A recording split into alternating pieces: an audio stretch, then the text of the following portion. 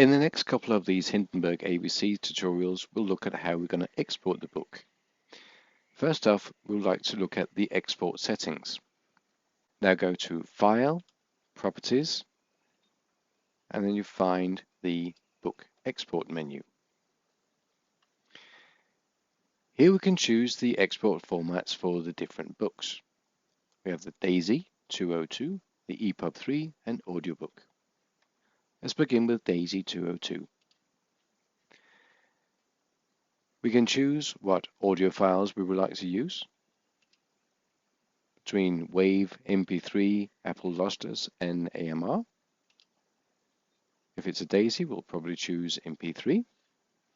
We can choose the quality, low, medium, and high. And if we want more details when it comes to quality, we also have the options here. Let's just cancel that and use the low quality here.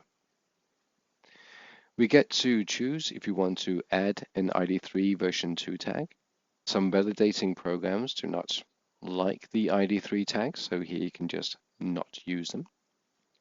But it's only validation programs, not the actual readers. You can also choose to generate a WAV copy of the session. So if you are exporting an MP3, you get a WAV copy in your folder as well. And down here, we have the split level.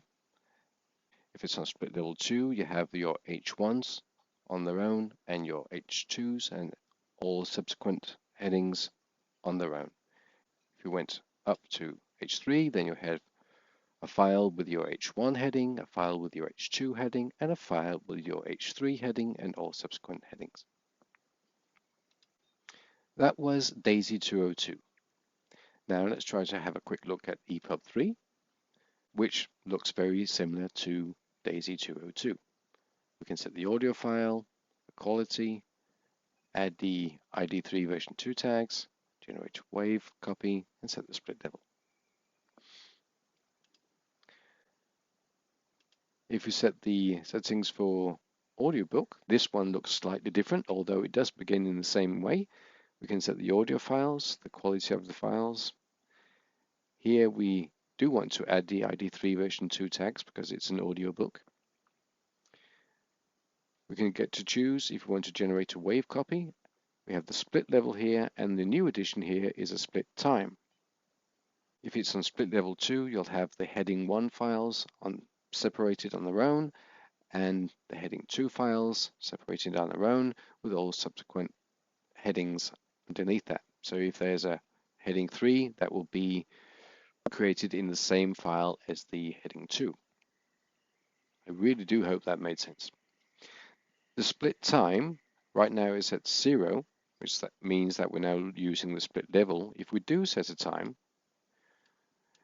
this means we can set a time for how long we want every chunk to be in the audiobook. So if we choose to use time instead of split levels, we can say we want every segment to be 10 minutes.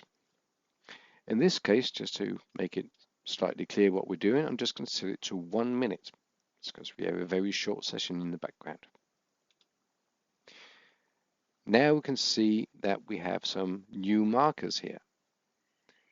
These markers here are set at 1 minute. If I hold this down, you can see it's set at 1 minute.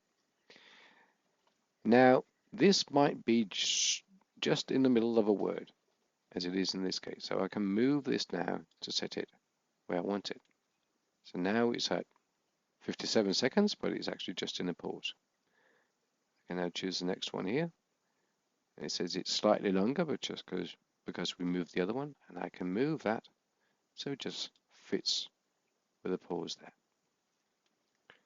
So in this way I can adjust, if I need to, all my markers. So now we've set up the export and we're ready to export. In the next tutorial we'll do that, we'll export them.